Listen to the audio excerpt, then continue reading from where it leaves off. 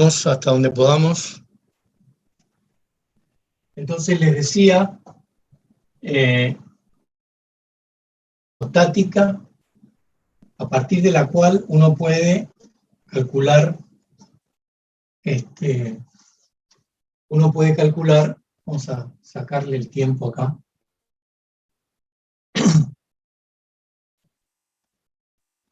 Uno puede calcular el campo de deformación y posteriormente puede, el campo de desplazamientos, a partir de ahí el campo de deformaciones y a partir de ahí el campo de tensiones.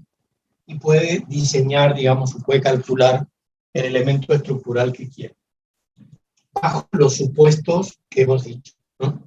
Así que es una ecuación relativamente sencilla. Si uno escribe esto en coordenadas cartesianas, y supone justamente condiciones de isotropía y homogeneidad, queda expresado así.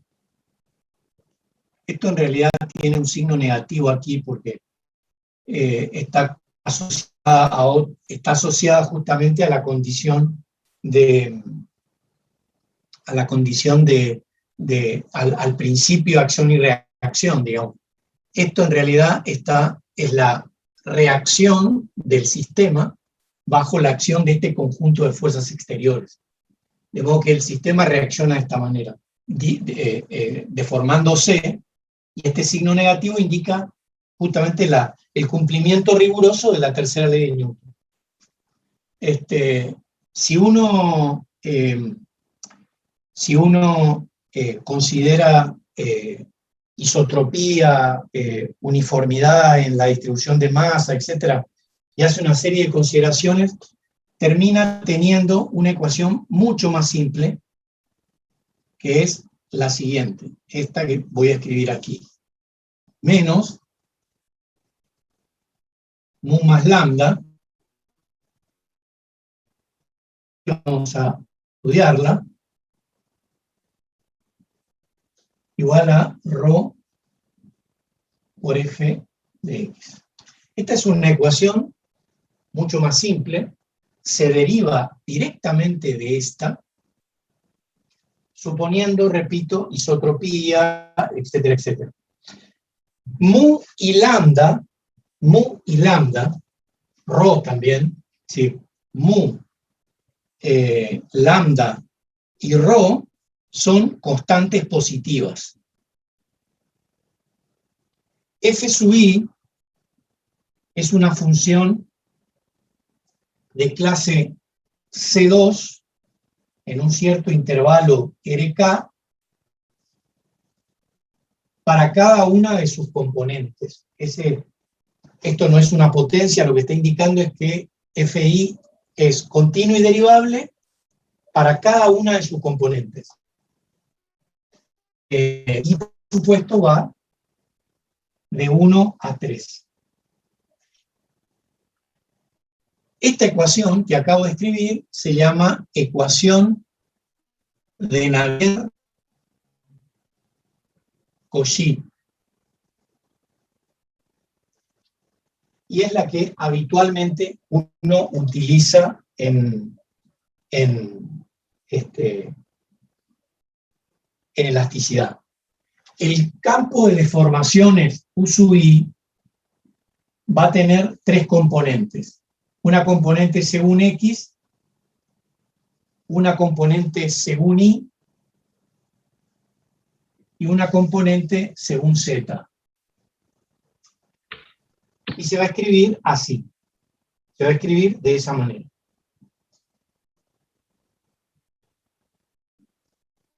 Entonces, si uno quisiera escribir el problema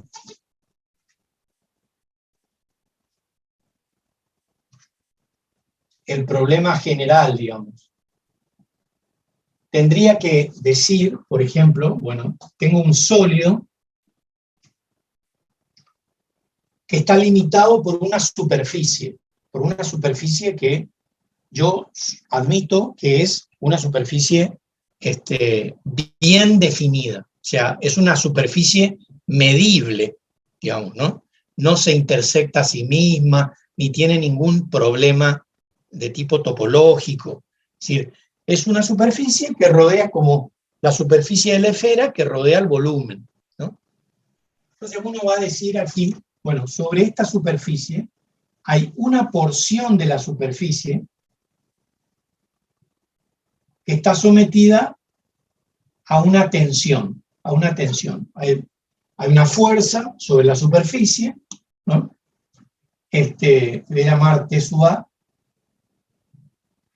y sobre otra porción de la superficie, por ejemplo, hay otra tensión que voy a llamar T sub D, ¿no? Tenemos como, es como si yo tuviera una probeta así, y estoy apretándola de los dos lados, ¿no? La estoy estrujando, digamos, produciendo lo que se llama un problema de extrusión, ¿no? Cuando uno quiere, por ejemplo, generar un molde en frío, lo que tiene es esto, ¿no? Tiene el material y aquí tiene dos prensas con una cierta forma, de modo que el material que egresa de esta operación tiene una forma específica. Por ejemplo, las velas, qué sé yo.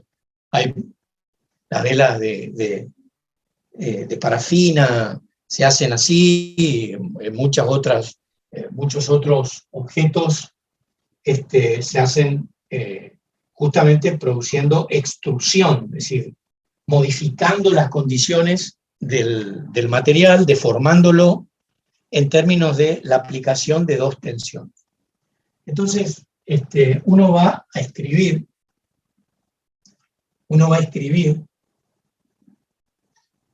yo lo que quiero es que ustedes puedan escribir, no resolver, sino escribir el problema según una determinada geometría, ¿no? Escribir. Yo les voy a decir, bueno, tengo un rectángulo, por ejemplo, ¿no?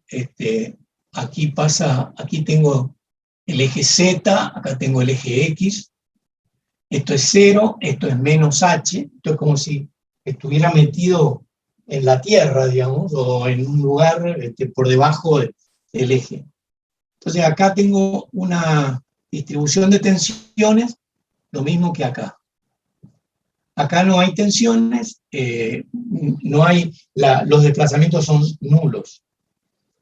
Y entonces me pregunto cuál es la forma que adopta, cómo se deforma este objeto por efecto de estas dos tensiones, digamos, por ejemplo, ¿no? Podríamos pensar en una, por ejemplo, y otra tensión acá, o las dos tensiones acá, y aquí nada.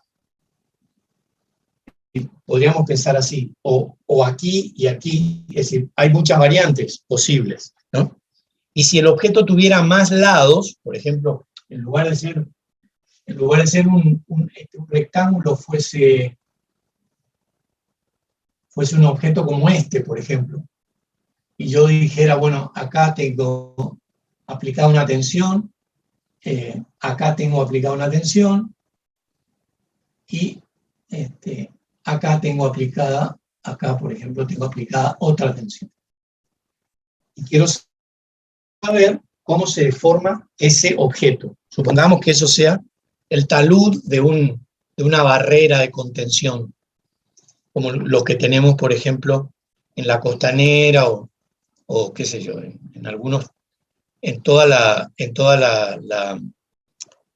todo el anillado, el anillo de protección de la ciudad, ¿no? Lo que nosotros comúnmente llamamos barreras. Es un anillo protector que justamente se funda en este criterio. No vamos a resolver nada, simplemente a utilizar nuestros conceptos de cálculo vectorial para plantear el problema. La cuestión es plantear el problema. Es decir, sabiendo cómo funcionan los distintos operadores y cómo funcionan, digamos, en este caso, esta es una aplicación, obviamente, es decir, aparece asociada a un campo del mayor interés para el ingeniero, que es la elasticidad. Uno podría pensar también de manera similar, no exactamente igual, pero de manera similar para el caso de un fluido. Si esto no fuese un sólido, fuese un fluido, en realidad la ecuación se parece mucho. No es exactamente igual, pero se parece mucho. Si fuese, por ejemplo, un fluido altamente viscoso, ¿no? Entonces tendríamos una cosa como esta. Entonces, la idea que tenemos es que ustedes, yo les doy la geometría,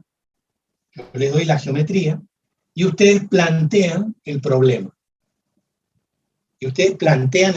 Utilizando el operador Nabla, el operador laplaciano, el operador bilaplaciano, si fuese así, no habría mayores dificultades. Entonces, lo primero que hacemos, en este caso, es escribir la ecuación de Navier-Cauchy. La ecuación de Navier-Cauchy es Nabla de U sub I menos lambda más mu,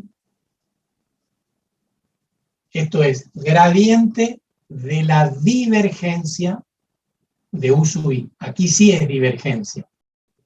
Igual a ρ por F sub I, siendo F sub I las fuerzas exteriores.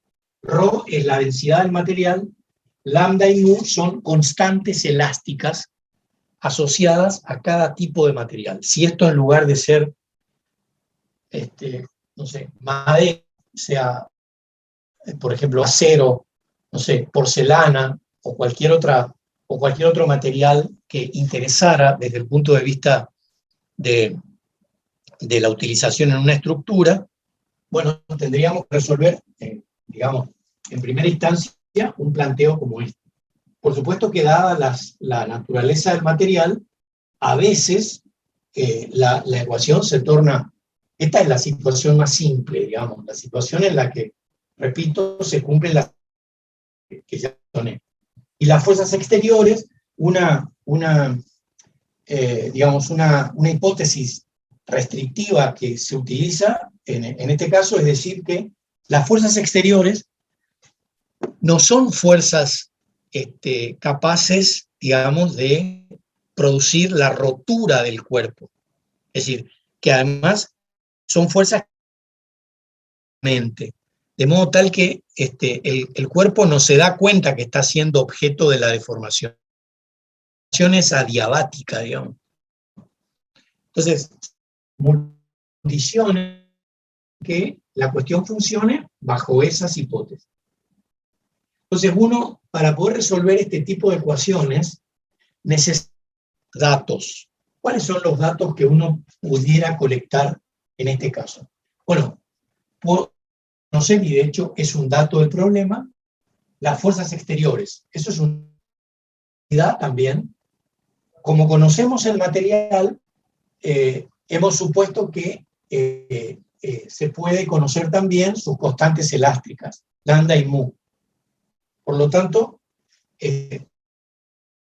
digamos, si conocemos los coeficientes y conocemos las fuerzas exteriores, podríamos el valor del campo de desplazamiento. Eso lo vamos a hacer en análisis 3. Entonces, ¿qué es lo que tenemos que plantear aquí, digamos,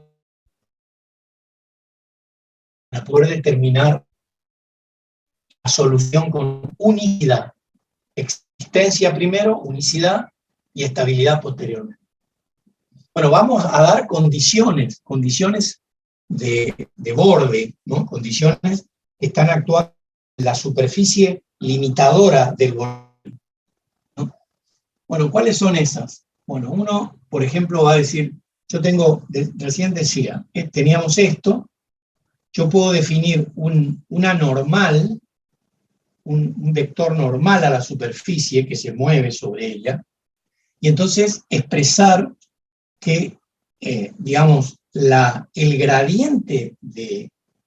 realidad la derivada direccional respecto de n, la derivada direccional respecto de u sub i respecto de n, respecto de este vector, menos lambda más mu. Ahora, esto cambiamos por n. Y aquí tenemos u sub i. Esto, así, está aplicado sobre la superficie que yo acabo de mencionar, la superficie esta.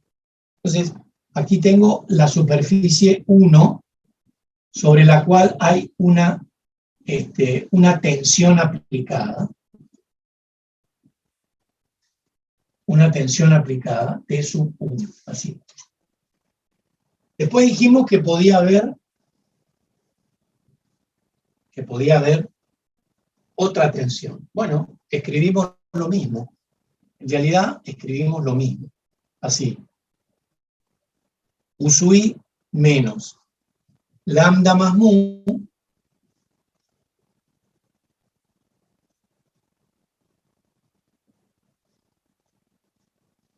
sobre la segunda superficie, T sub i de, sobre la segunda superficie. Entonces, se llaman condiciones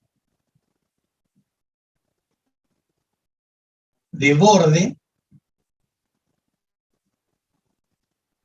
de tipo Neumann. Condiciones de borde de tipo Neumann. ¿Qué otro tipo de condiciones se podría dar? No todas en el mismo problema, se van a tomar de a dos. Por ejemplo, también podríamos dar un par de condiciones de borde mixtas. ¿Cómo serán las condiciones de borde mixtas? Digo, en un tramo del cuerpo hay una tensión aplicada. Y en otro tramo, digo, la deformación, o sea, el campo de formación, el desplazamiento en otra parte de la superficie es distinto de cero. Tiene un valor determinado. Estas condiciones se llaman condiciones Dirichlet. Pero, ahora escribo bien, pero condiciones Dirichlet, que quiere decir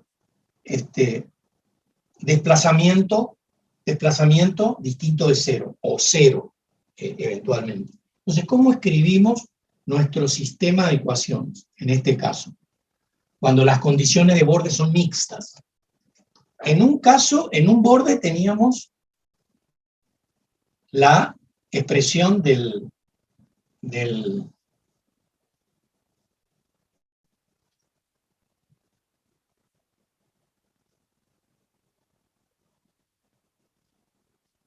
la expresión de la acción de la tensión, que ya dijimos, T sub A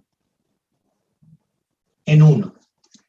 Y después decimos, bueno, en las otras partes de la superficie, el desplazamiento, directamente, el desplazamiento, por ejemplo, es cero. No hay desplazamiento. Puede no ser cero. Digo, yo tomo cero. Digo, entonces, estas son dos posibles juegos de condiciones de borde. Condiciones de Neumann o condiciones mixtas. Una condición de Neumann y una condición, y esto se llama condición de Dirichlet. Así. Dirichlet. K tiene el acento francés, digamos así, Dirichlet.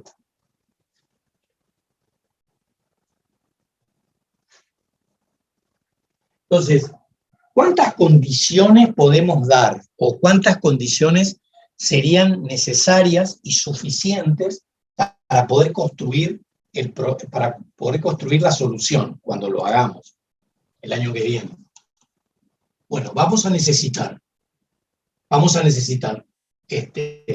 dos condiciones, ya sea estas o estas, porque aquí tenemos en realidad una derivada segunda. Este operador en realidad está asociado a derivada segunda. La derivada segunda de lo que fuere con respecto a X dos veces, con respecto a Y dos veces, con respecto a Z dos veces.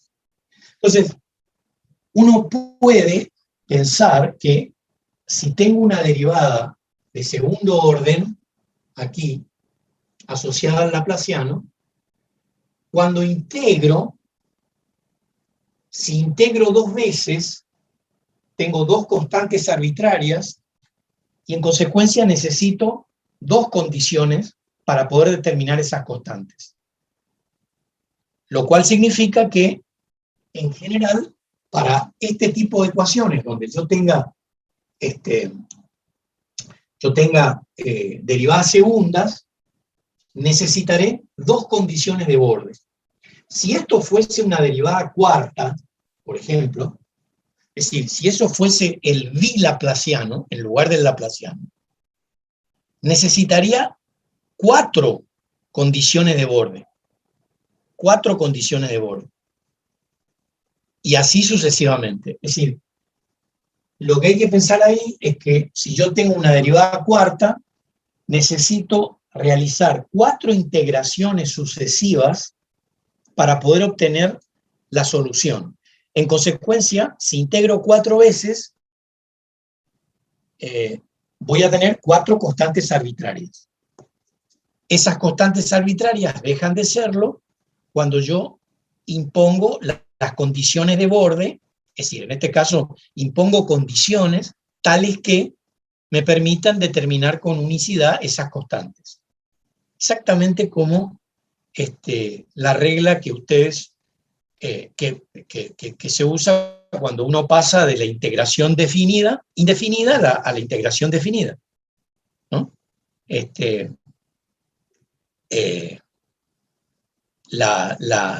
modo de acción, digamos, si uno dice la integral de a b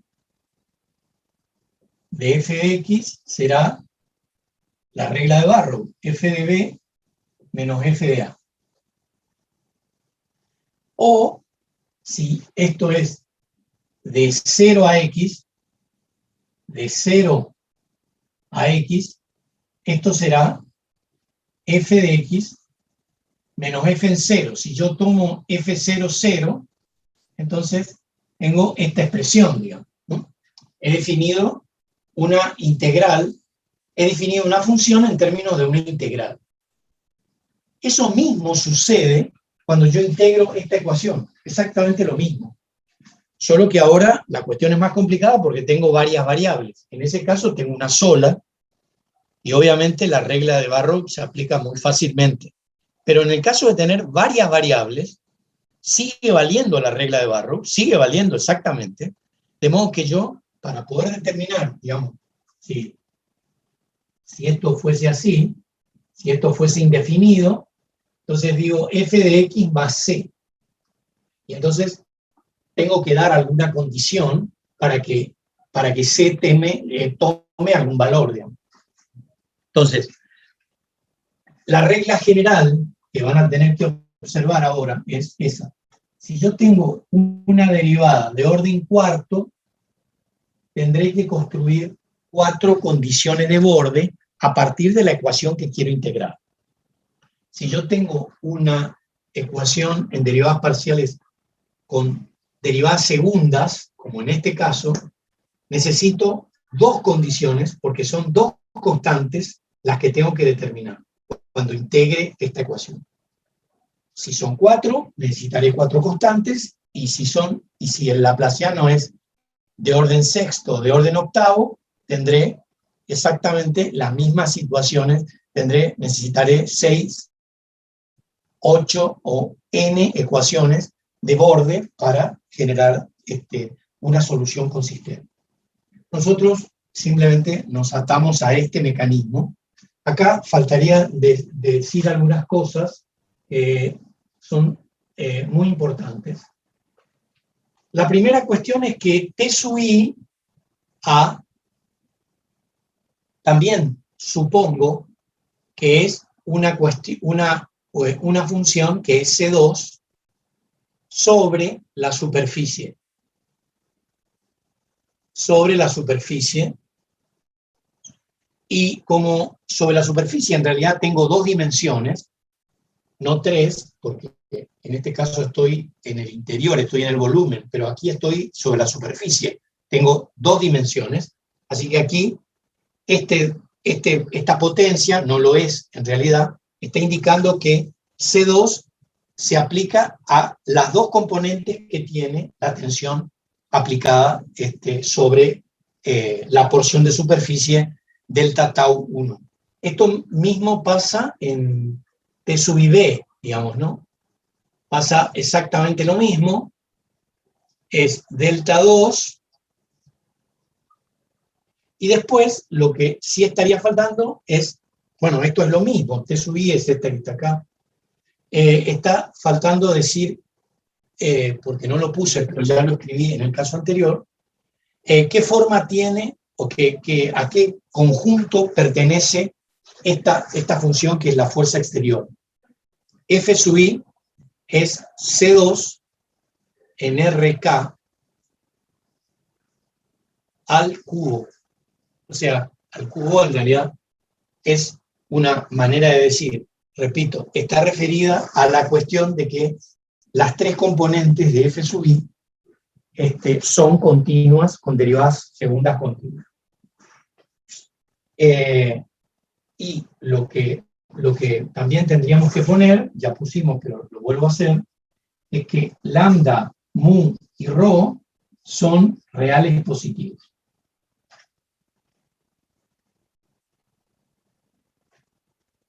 Así que esta es una primera aplicación. Esta es una primera aplicación de los operadores diferenciales al caso de elasticidad clásica. Ya sea que se tomen condiciones de tipo Neumann o condiciones de borde mixtas. Para el caso tridimensional, ¿no?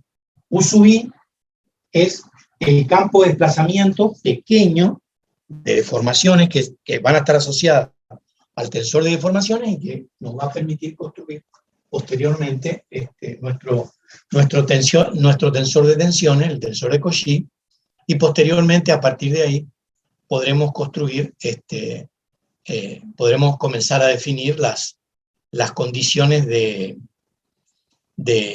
dimensionamiento, digamos, de la viga o de, como decíamos recién, de algunas otras.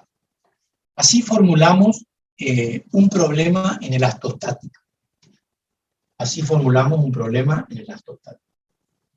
Esta es la derivada direccional respecto del vector normal a la superficie limitadora de U sub I menos lambda más mu por el vector normal por la divergencia, porque acá, fíjense, esto tiene que ser un vector, porque U sub I sigue siendo un campo vectorial, no porque uno tome una condición de borde, el campo vectorial pierde su condición de tal, de ninguna manera, sigue siendo campo vectorial, y aquí lo vemos, esto es un campo vectorial.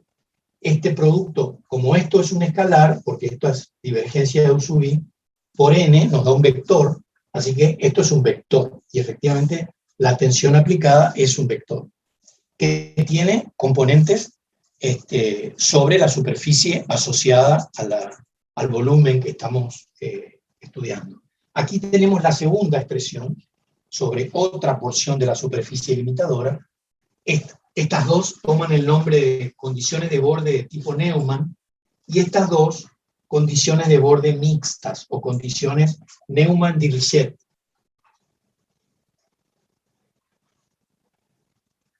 Este es el problema general de la elastostática, escrito en términos de operadores como laplaciano, divergencia, es decir, divergencia y gradiente. Laplaciano, divergencia y gradiente.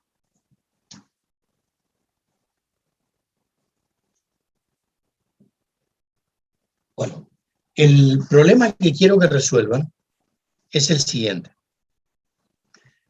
Teniendo en cuenta este formato,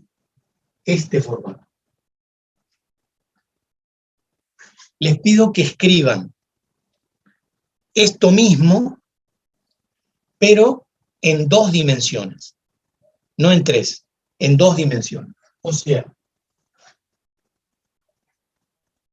voy a borrar todo esto y vamos a...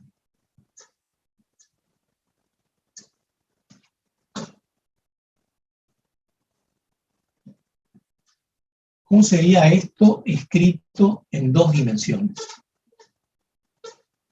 Lo que acabamos de escribir está en 3 dimensiones.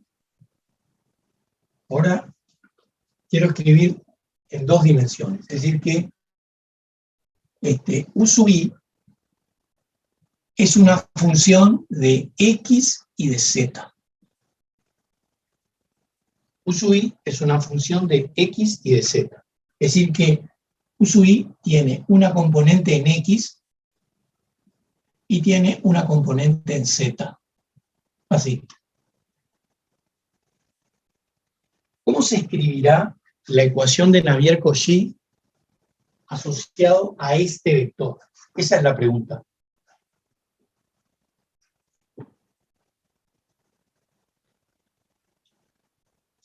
A ver. Si uno sustituye esto acá, y además asumiendo esto otro, f sub i también es un vector que se puede escribir así: fx en i más fz en j. Nabla es nabla, el laplaciano es el laplaciano que ustedes conocen. Entonces, les pido que escriban esto según la coordenada x, según la coordenada z para el siguiente problema. Yo tengo una probeta de suelo, y estoy ensayando aquí. Acá le aplico una tensión.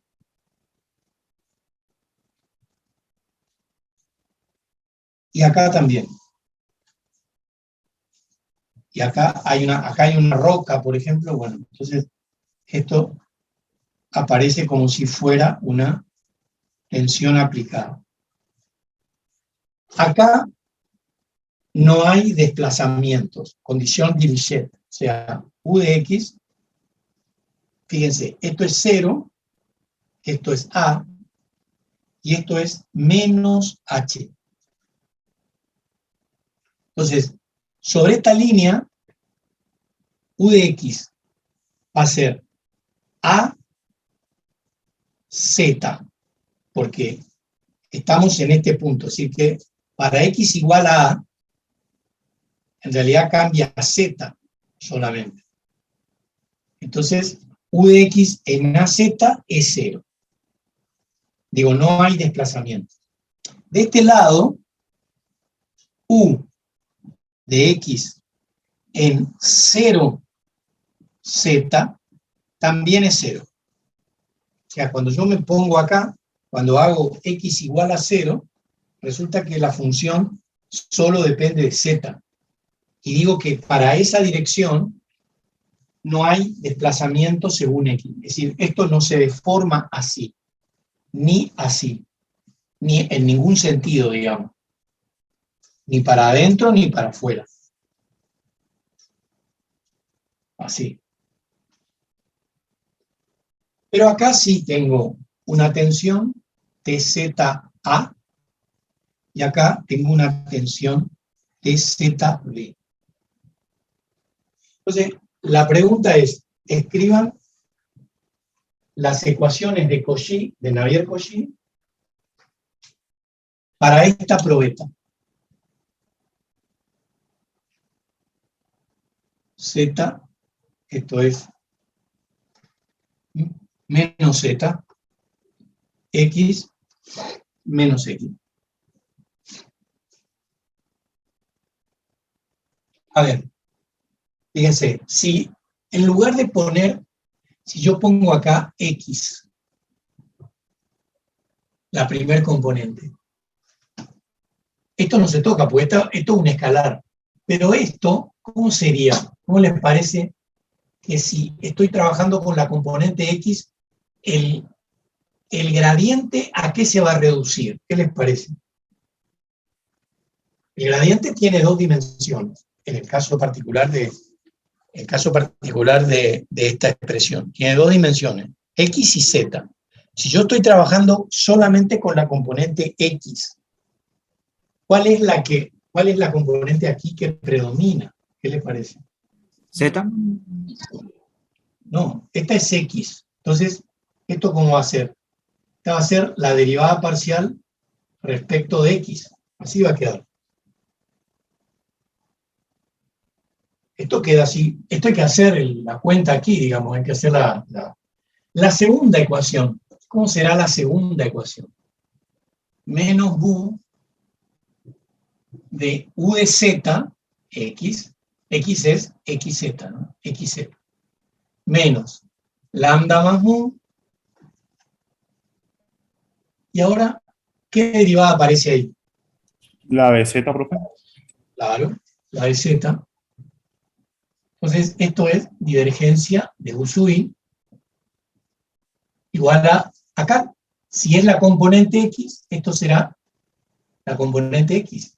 Y esto será la componente Y.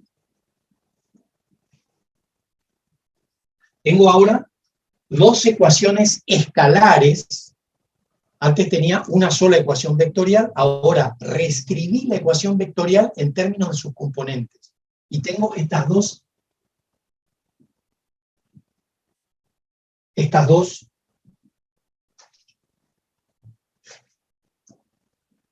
ecuaciones. Ahora quiero discutir con ustedes cómo hacemos, es decir, cómo hacemos con las condiciones de borde.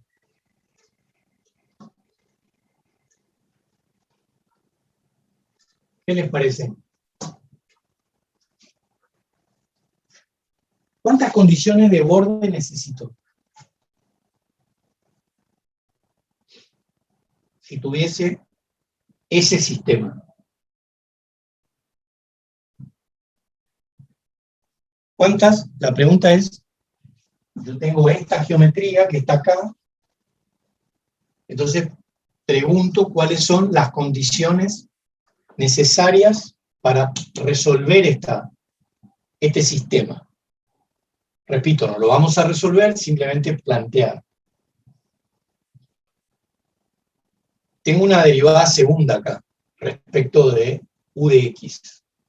Por lo tanto, respecto de U de X, necesitaría ¿cuántas condiciones?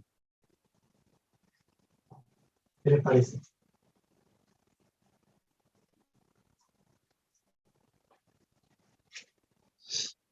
¿Cuántas condiciones necesito para la componente X y cuántas condiciones para la componente Z?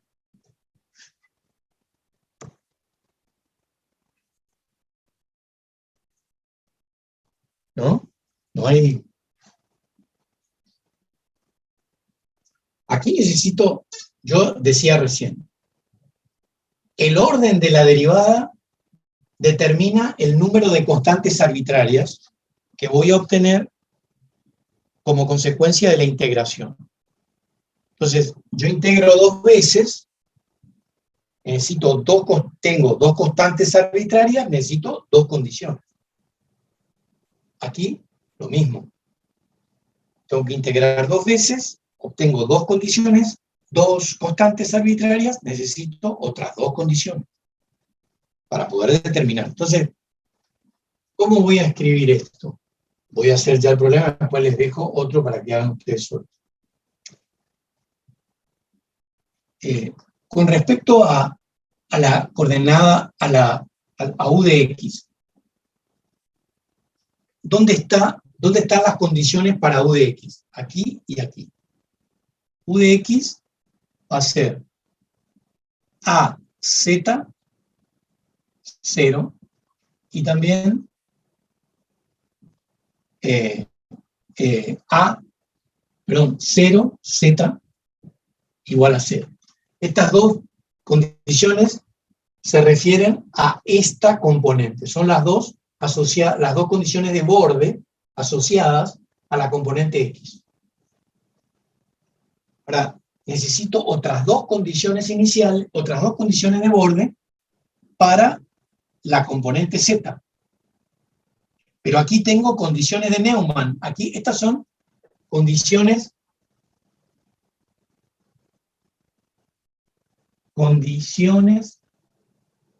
Dirichlet. Condiciones Dirichlet. Ahora, necesito dos condiciones para Z, para U de Z, U sub Z, que son estas dos. Son condiciones de Neumann, recién vimos, ¿no? Se llaman condiciones de Neumann. ¿Cómo se van a construir las condiciones de Neumann? De acuerdo con la estructura que recién les di. Uno va a ver que voy a tener que borrar esto porque me va a entrar todo. Voy a tener que borrar, pero ustedes ya seguramente copiaron. Entonces, ¿cómo hacer la condición para Z? Va a ser, decíamos, mu por la derivada respecto de la normal. En la superficie Z igual a 0, yo tengo una normal, un vector normal, que me permite escribir así la derivada con la expresión, me permite escribir la derivada primera de Z de U de Z en X0T menos, y ahora hago el producto de NZ por cada una de las componentes de la divergencia. En realidad, de la divergencia, del vector que ahora, que antes era así, digamos, que antes era así, ahora yo escribí esto así, ¿no? Así, U sub I. En la dirección Z, esto vuelve a ser la derivada con respecto a Z. Porque esto, cuando se multiplica por este vector, nos queda solamente, sobrevive solamente el diferencial de Z, la derivada parcial con respecto a Z. Con respecto a X, se hace 0 porque esto es normal, digamos, al versor I, ¿no? Entonces, esto está dirigido según Z.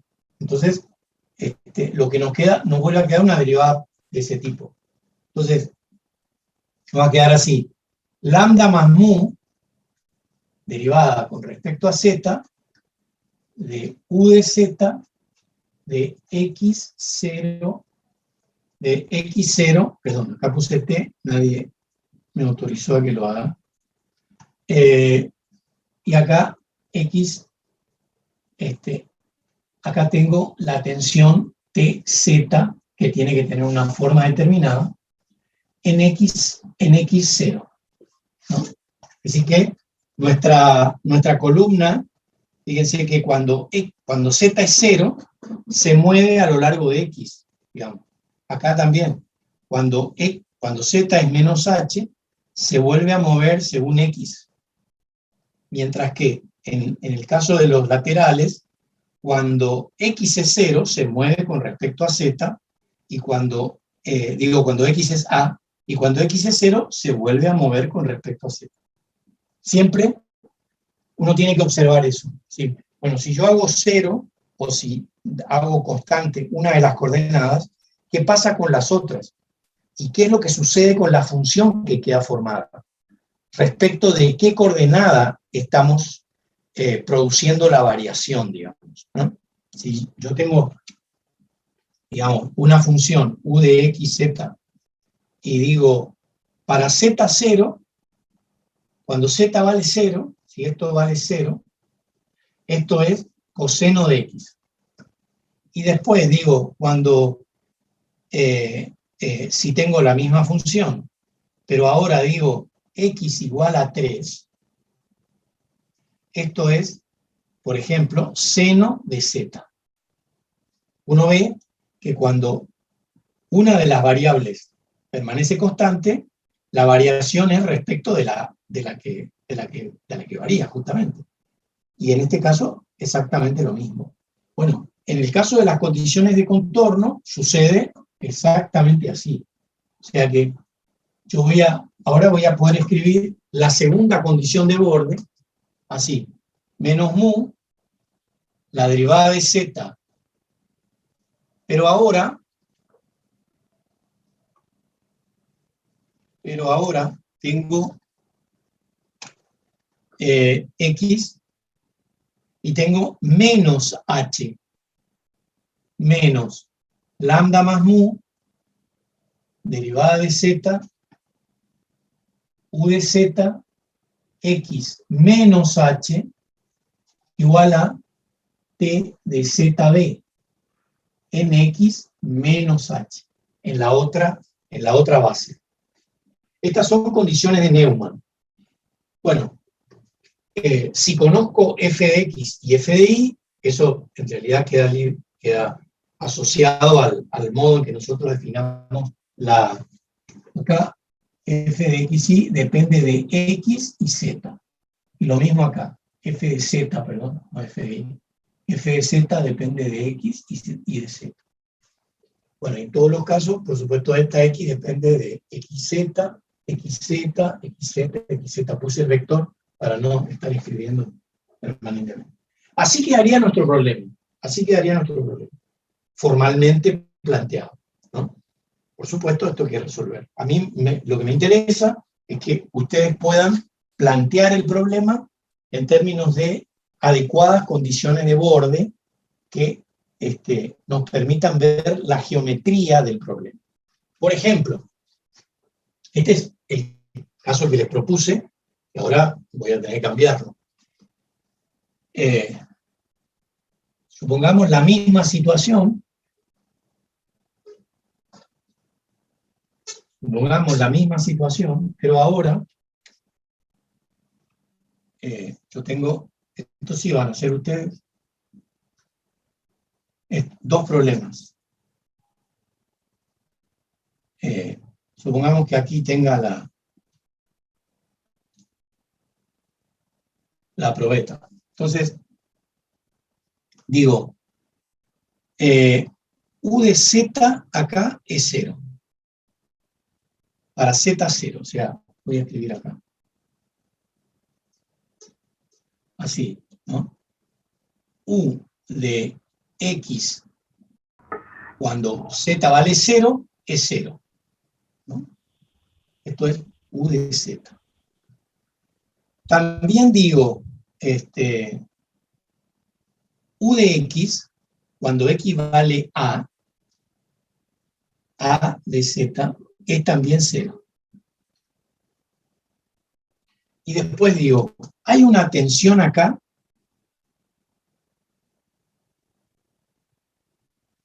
t de x, y hay una tensión acá, t de z, en menos h, es decir, esto es t de z en x menos h, y esta tensión, t de x es en 0z. Entonces, con estas condiciones, quisiera que escriban las mismas dos ecuaciones. Lo que hay que hacer es interpretar cómo escribir las condiciones de borde con esas ayudas que les di respecto de cómo se formulan las condiciones de borde de tipo Neumann y Dirichlet. Entonces, ¿cómo quedaría ahora el problema con estas condiciones de borde? Este es el problema 1. Este es el problema 1. El problema 2 es más o menos parecido.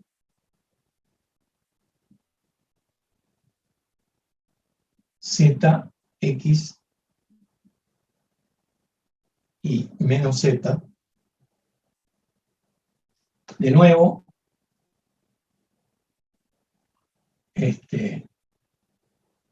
tengo así ahora.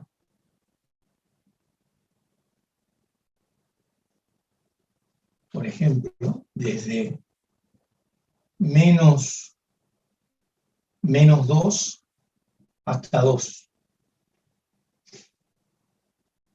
Y acá tengo menos H. O sea, para Z igual a menos H, X varía entre menos 2 y 2. Entonces, la misma cuestión, ahora tengo acá una tensión,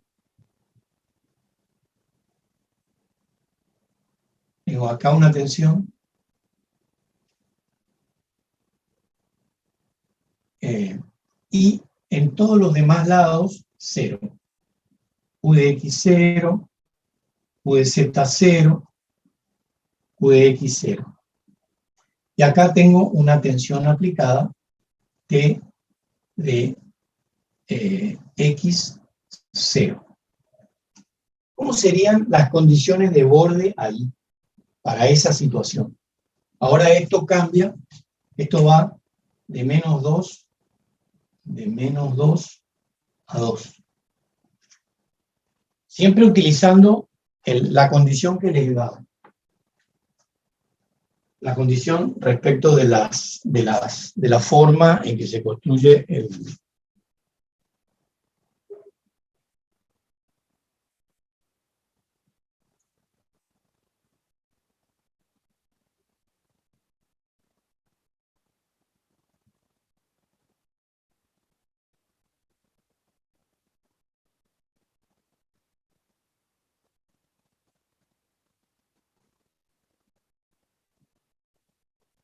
Bien. Bueno, ahora sí se ve bien. Bueno, ahí recuperé todos los nombres.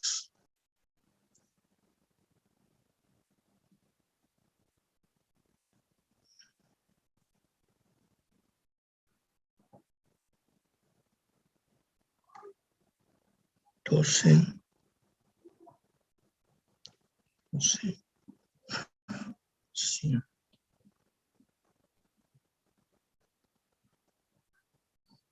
Bien.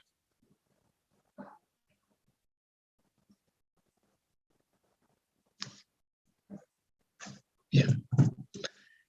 Bueno, ahora sí tengo los nombres perfectamente escritos y voy a...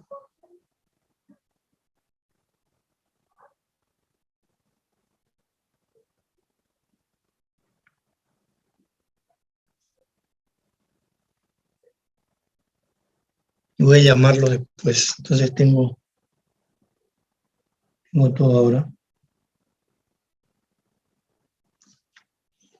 Bien, entonces les dejo estos dos problemas de escritura de condiciones a partir de la forma de escritura de las condiciones de Neumann y Dirichlet para el caso de la ecuación de la elastostática, de la ecuación de Navier-Cauchy.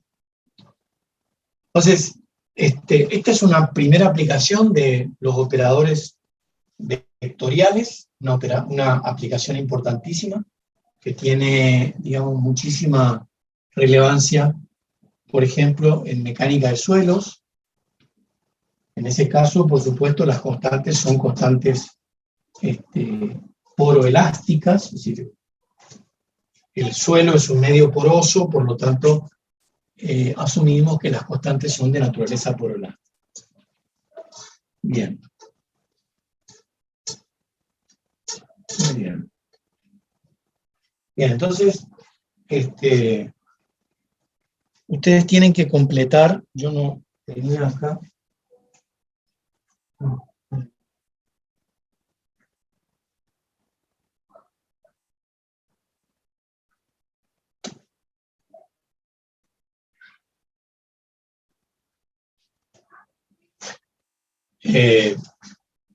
Una expresión de la mayor importancia es cuando uno tiene una función que a su vez es función, digamos, así, ¿no?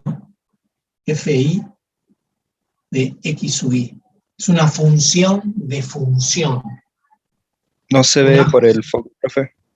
Ah, no se ve, perfecto. Phi decía, es una función de función. Así. Entonces, la pregunta ahí es determinar la derivada de una función de función. Esto, en general, digamos, la derivada de phi, o así simplemente, la derivada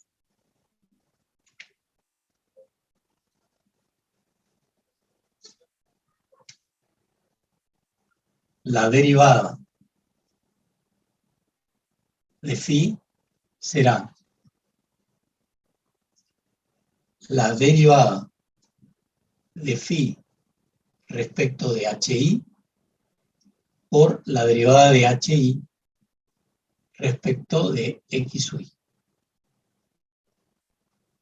En rigor, estas son matrices, ¿no? Así que uno, ¿cómo va a construir la solución en este caso? Si uno tuviera que construir el diferencial de esta función, tendría que escribir así.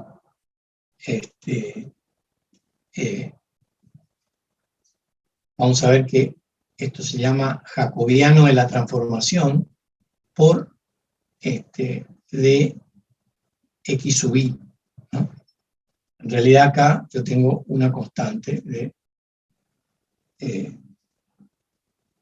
¿no? Podemos hacerlo así, mejor.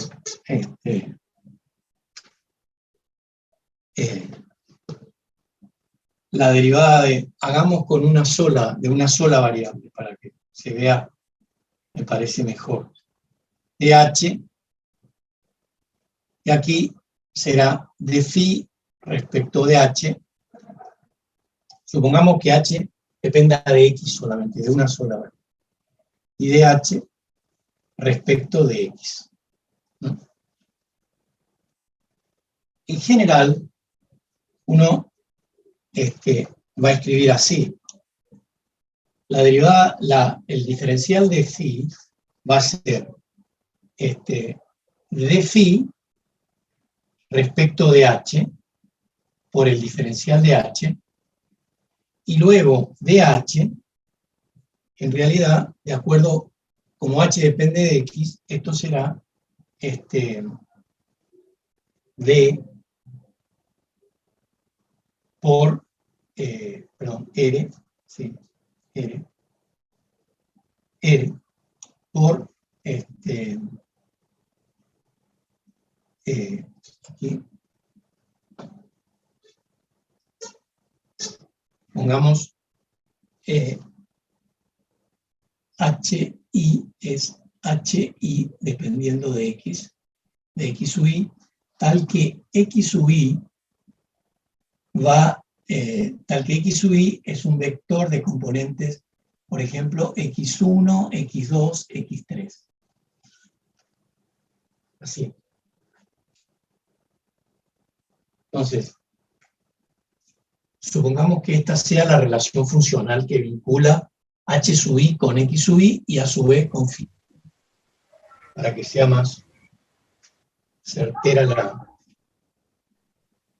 Supongamos que acá depende solo de h, así, de una sola función. Entonces, h depende de x sub i, y x sub i depende de todas esas variables. Entonces, lo que vamos a tener es esta expresión primero. O sea que phi, la derivada de phi respecto de h, por el diferencial de h. El diferencial de h, de acuerdo a cómo estamos viendo el diferencial de h, es la derivada, digamos, de h de x1 por dx1 más la derivada de h respecto de x2 por dx2 más la derivada de h respecto de x3 por dx3. Si sustituyo en esta expresión, obtengo la forma de la derivada de la función de función planteada, así. La derivada de phi respecto de h por, y ahora escribo todo esto, derivada de h respecto de x1 por dx1 más la derivada de h respecto de x2 por dx2 más la derivada de h respecto de x3 por dx3. Si ahora uno multiplica, nos quedaría así, de phi de h respecto de x1 por dx1 más dh respecto de x2, de phi respecto de h por dh respecto de x2, y lo mismo para la última expresión. Si ahora dividimos todo por el diferencial de t, tenemos la derivada total de una función de función, en este caso, de una función que es función de otra variable, la cual a su vez es función, por ejemplo, de las coordenadas y eventualmente del tiempo. Este mecanismo, que tiene que ver con el teorema de la función implícita, del cual no hablamos, y que se constituye en un problema, en una fortísima aplicación del concepto de diferenciabilidad,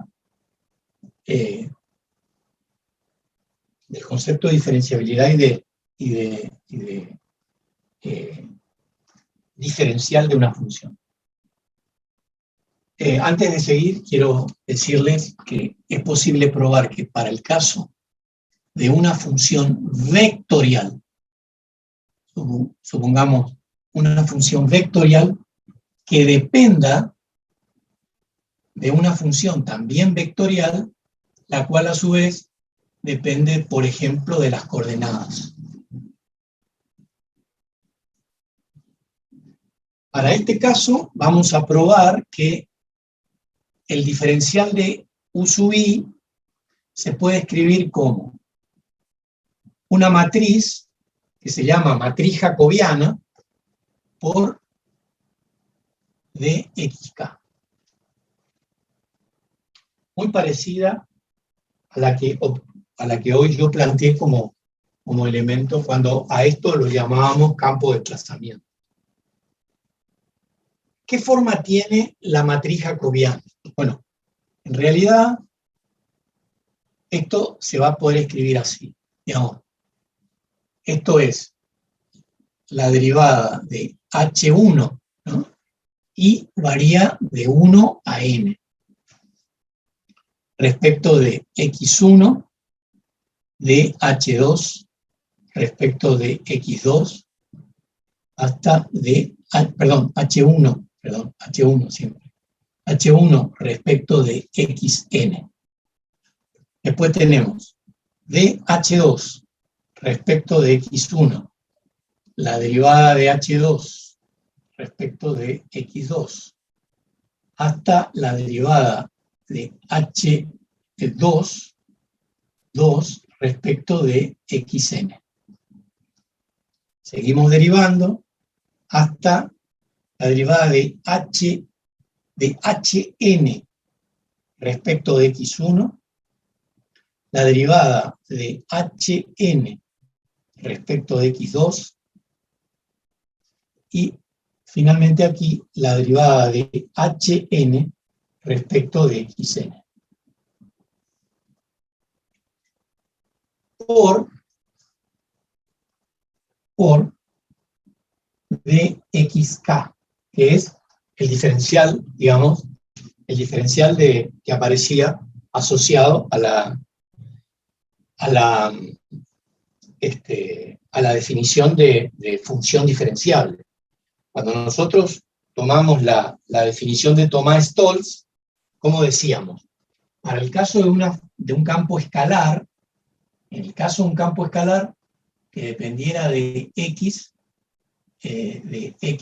y de t, decíamos, bueno, acá será A1 por delta x más A2 por delta y más A3 por delta z más A4 por delta t más un infinitésimo de orden superior.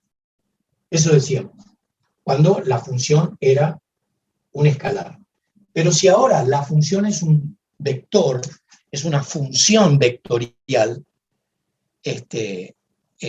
tenemos que modificar nuestra definición asociándola ahora al carácter que tiene la función que estamos estudiando. Entonces, ¿cómo será la definición, digamos, en el caso particular de una función de este tipo? Bueno, tendremos así, ¿no?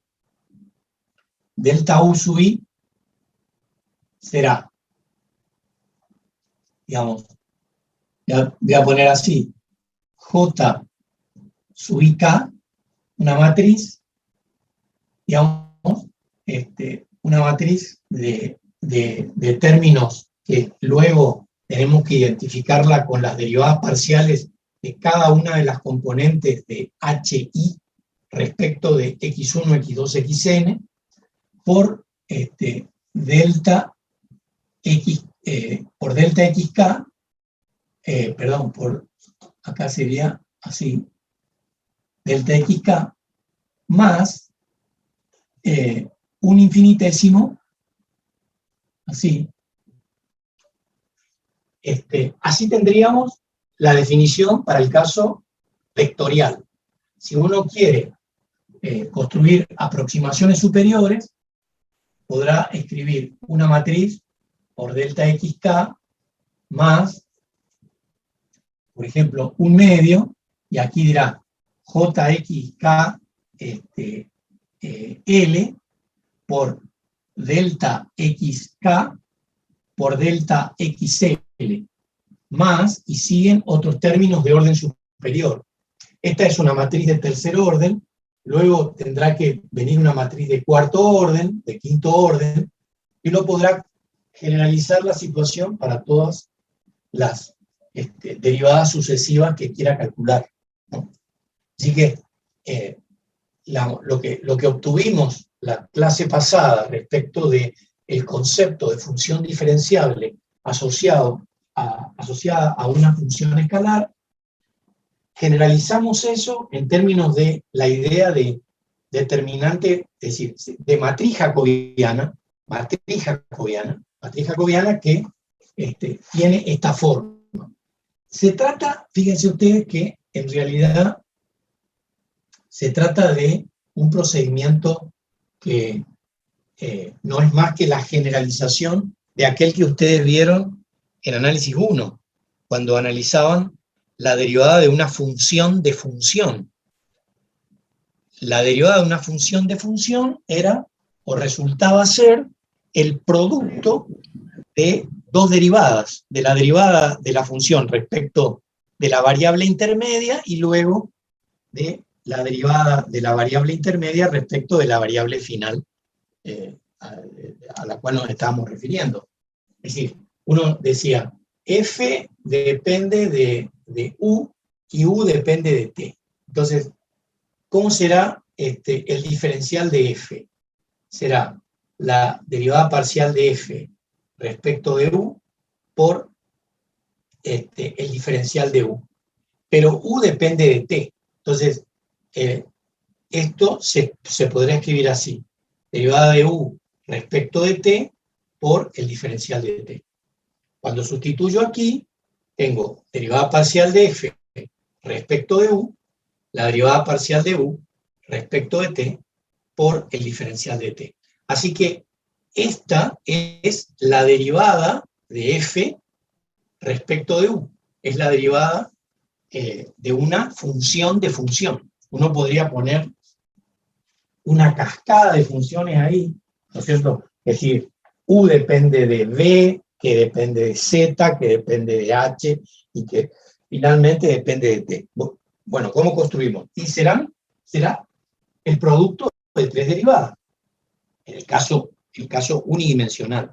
En el caso multidimensional, o para varias variables, y que además la función que estemos considerando sea un vector, en realidad esta expresión, que aquí es simplemente un producto, se transforma en una matriz, que es esta que está acá, que se llama matriz jacobiana, y que es muy importante que ustedes la puedan calcular. Digamos, por ejemplo, ¿no? Si yo les pidiera calcular la matriz jacobiana, en realidad calcular el diferencial de la siguiente función. U sub i, escribamos así, U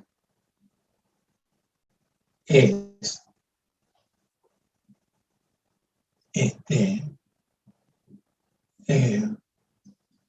V de I, V1 de I, más V2J más V3K, donde V1 es una función que depende de X e Y. V2 es una función que depende de X e Y. Y V3, una función que también depende de X e Y.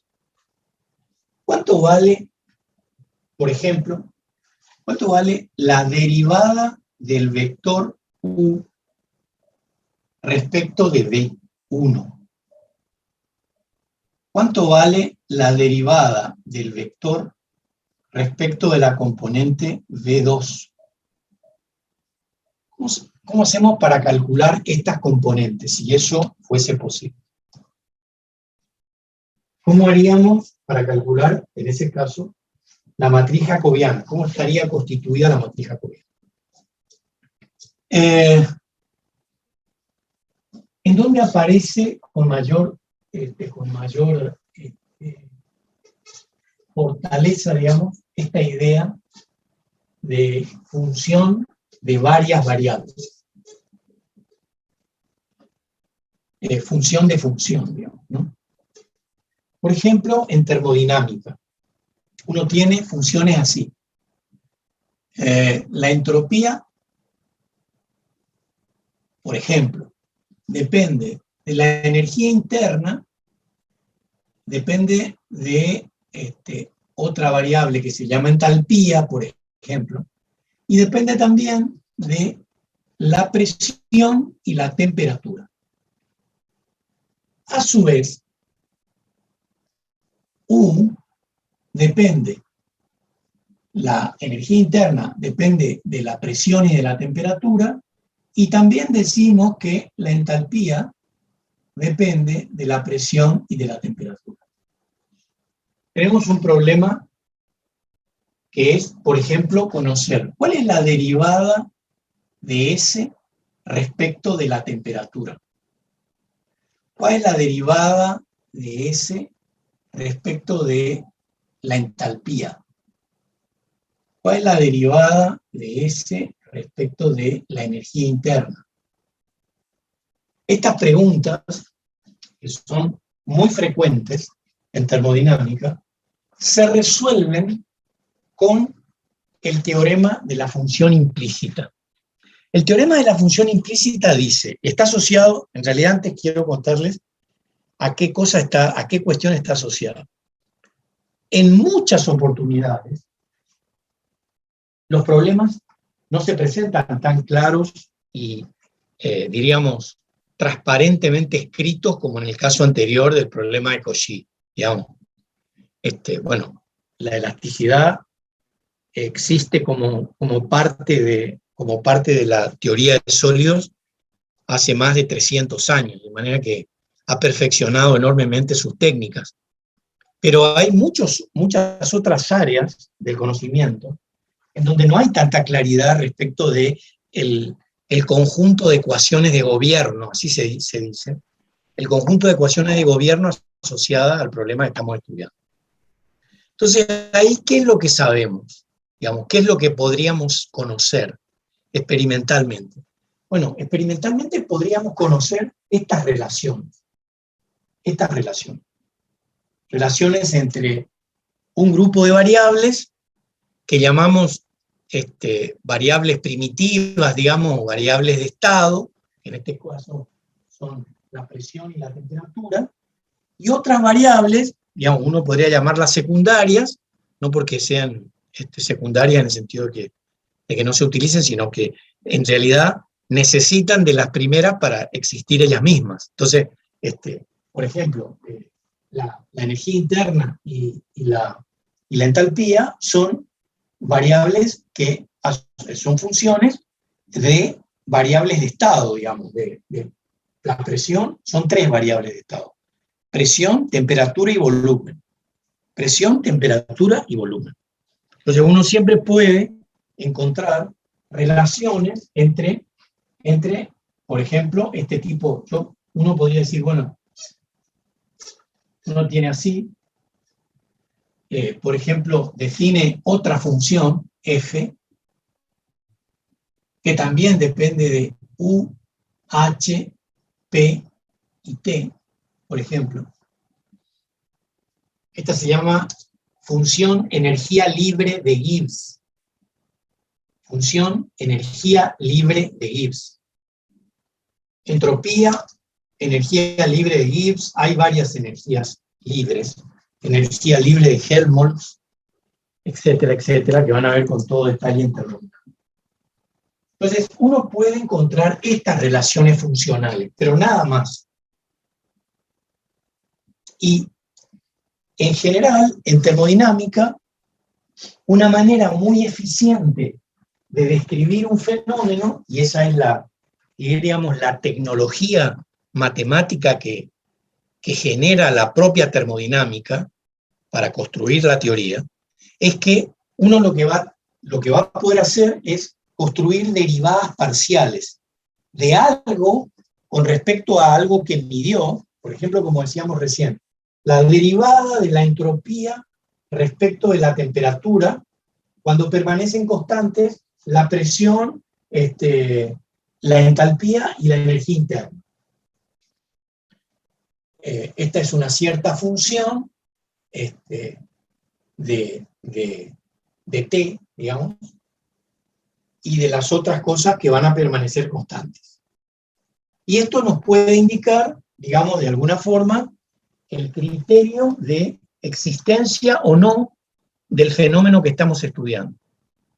Es decir, para estudiar compresión, no sé, adiabática de un gas, nos interesa conocer esta derivada para poder caracterizar el fenómeno. Es decir, para qué valores de temperatura se produce, para qué valores de energía interna se produce, etc. Y este es el modo, en general, en que la termodinámica resuelve los problemas asociados a la descripción de un gas o de un sólido, por ejemplo, qué sé yo, sometido a altas temperaturas. Entonces, va a ser de la mayor importancia que uno analice, y antes lo vamos a hacer de manera genérica, rápido, hasta las 8 termino. Supongamos que uno tiene 2 funciones implícitas, así, U, V, X e Y. Y otra función implícita, f2 de u, v, x e y. Luego dice, u es una función de x e y v también es una función de x e y.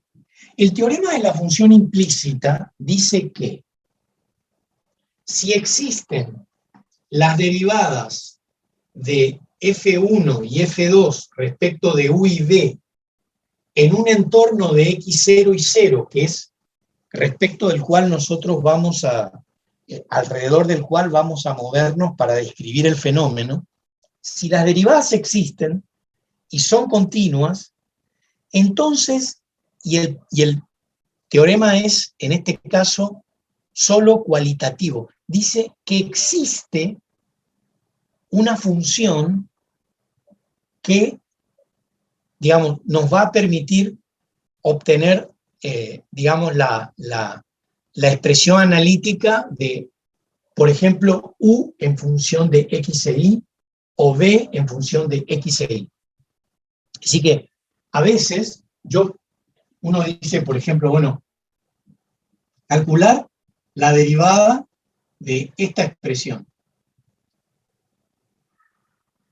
Esta expresión. Sin, ya sé, uno va a decir, bueno, llevamos todo esto acá, calculamos la raíz cuadrada y luego, no. Derivando implícitamente, sin hacer ninguna consideración, sin hacer cambio sin hacer pasaje de términos, digamos. Sí, porque uno es muy fácil acá, uno dice, esto es r cuadrado menos x cuadrado menos y cuadrado. Acota el dominio y después calcula. Diferencial de así, bueno, será un valor, este será otro valor, y ya está. No, yo quiero que se calcule implícitamente. Que se calcule implícitamente. Por eso, el problema consiste en que cuando uno utiliza, en general, este tipo de expresiones, lo que está diciendo es que no es posible, por ejemplo, supongamos que tengamos este sistema, digo, no es posible, haciendo algún tipo de arreglo algebraico, expresar, supongamos, u en función de todas las otras variables, v en función de las otras variables. No es posible hacer eso. Es decir, no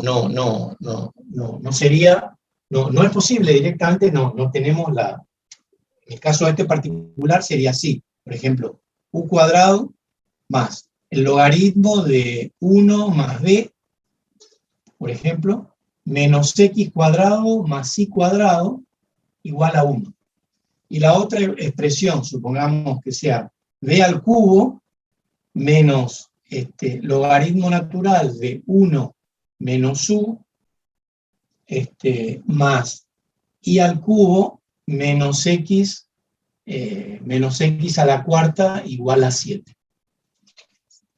Entonces, yo doy este problema y digo, quiero calcular la derivada de u respecto de x, quiero calcular la derivada de u respecto de y, lo mismo la derivada de u la derivada de b respecto de x, la derivada de b respecto de y. Quiero que calculen así. Bueno, claramente no es posible obtener aquí, por ejemplo, eliminar u, supongamos, no sé, despejo de aquí, meto aquí adentro, no es posible. Entonces, sí, podríamos utilizar, numéricamente, podríamos utilizar una computadora de alto rendimiento y obtener un listado numérico que nos podría acercar el modo en que u y v varían. Eso se puede hacer. Pero si uno quisiera hacer analíticamente, y la pregunta es esta, ¿cómo hacemos para calcular estas derivadas que yo acabo de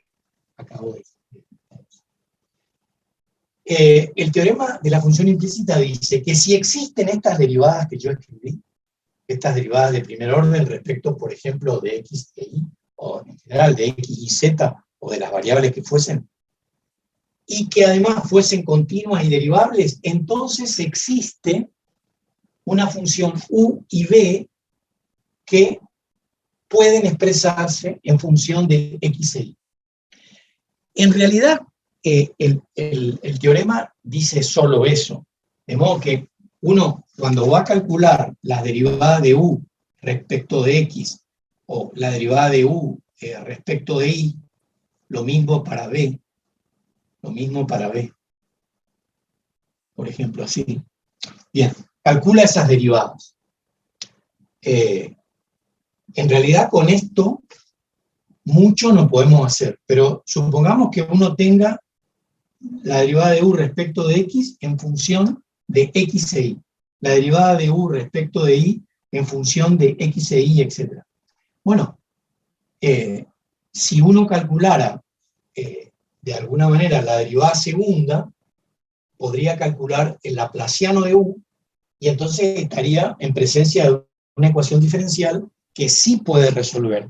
Y en ese sentido, el teorema dice que va a existir esa solución que nos va a permitir construir U en función de X e Y. Es decir, que es bastante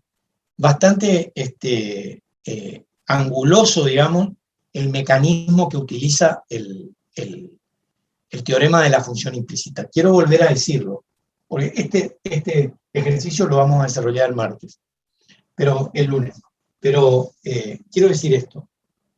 Es decir, uno con el teorema lo que va a hacer es construir un conjunto de derivadas parciales tal que si a ese conjunto de derivadas parciales uno puede transformarlo en un operador conocido, por ejemplo, laplaciano, bilaplaciano, no sé, alguna forma de divergencia, etcétera, etcétera, lo que va a tener es en realidad un instrumento poderosísimo para resolver el problema partiendo de la definición implícita de la situación, que es lo que más frecuentemente se encuentra.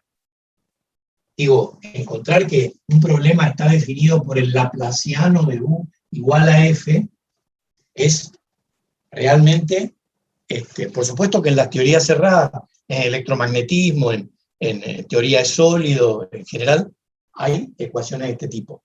Pero cuando a este tipo de problemas le comenzamos a complejizar la mirada, introduciendo variables termodinámicas, por ejemplo, ¿qué pasaría si al problema del sólido que recién vimos, el problema de Navier-Cauchy, la ecuación de Navier-Cauchy, luego la ecuación de la ecuación general y luego la ecuación de Navier-Cauchy, decimos, bueno, además hay un campo de temperaturas. El sólido, por ejemplo, está bajo los efectos de un gradiente de temperaturas, o de un gradiente de presiones, o de un gradiente de concentraciones, o un gradiente de carga, por ejemplo, de carga eléctrica.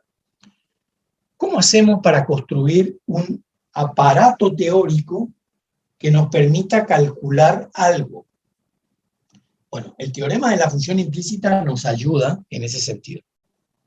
Es una ayuda inestimable, porque nos permite conocer estas derivadas, que si bien son todavía un germen, porque todavía para mucho nos sirven, en realidad la cuestión de fondo es que uno con estas derivadas puede armar operadores conocidos que luego pueden ser resueltos. Y en consecuencia, repito, es en ese sentido que el teorema afirma que la función finalmente podrá ser construida de manera unívoca respecto de sus variables primitivas, X y Z, etc. Aunque hayan venido dadas inicialmente por esta estructura. Bien, lamentablemente son las 8 y Medina está por entrar. Les pido disculpas por todas las complicaciones que tuvimos. Por ahí, si puedo, los convoco el sábado a la tarde para los que quieran estar y poder terminar con este tema si comenzamos el otro martes con un tema nuevo. Nos faltaría hacer un ejercicio y terminamos. Yo les invito, por ahí si tengo tiempo, los convoco y bueno, los que puedan venir, si los convoco será para el sábado a las 4 de la tarde, pero yo les aviso con antelación mañana o pasado, así pueden los que tengan intención arreglar sus agendas para poder asistir. Bueno, les agradezco infinitamente que hayan estado y nos vemos, si no es el sábado, el próximo lunes. Bueno, profe. Hasta luego, profe.